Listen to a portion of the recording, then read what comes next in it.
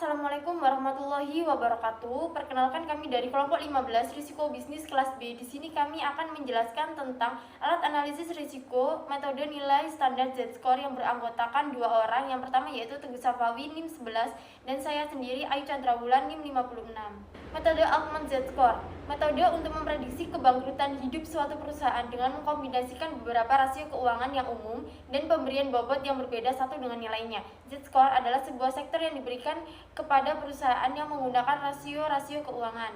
3 macam fungsi diskriminan dari model Altman Z-score. Yang pertama yaitu model original Z-score yang digunakan untuk perusahaan-perusahaan manufaktur publik. Yang kedua model A Z-score yang digunakan untuk private manufacturer.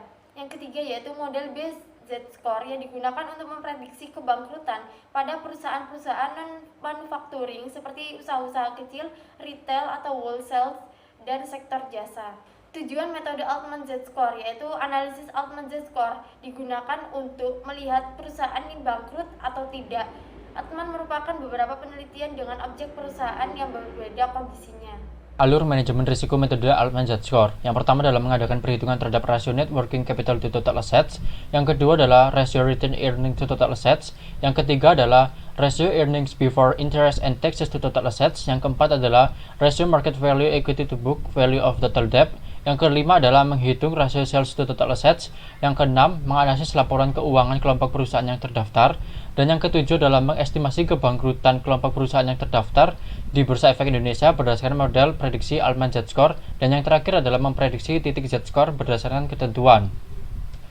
Berikut ini adalah studi kasus penggunaan metode Z-score untuk memprediksi kemungkinan kebangkrutan pada PT Mitra Adi Perkasa Tbk, diambil dari Jurnal Ekonomi Bisnis volume 21 nomor 3. Analisis kuantitatif yang digunakan pada penulisan ilmiah ini adalah analisis Altman Z-score pada perusahaan non-manufaktur. Berdasarkan pengklasifikasian nilai indeks Z-score yang dikembangkan oleh Edward Altman dalam memprediksi potensi kebangkrutan pada PT Mitra Adi Perkasa Tbk periode 2011 sampai 2014 menunjukkan hasil nilai indeks Z-score tahun 2011 dan 2012 berada di titik cut-off Altman Z-score 2,60, yang artinya adalah pada 2 tahun tersebut berada pada posisi keuangan yang sehat atau safe zone. Sedangkan pada tahun 2013 dan 2014 berada di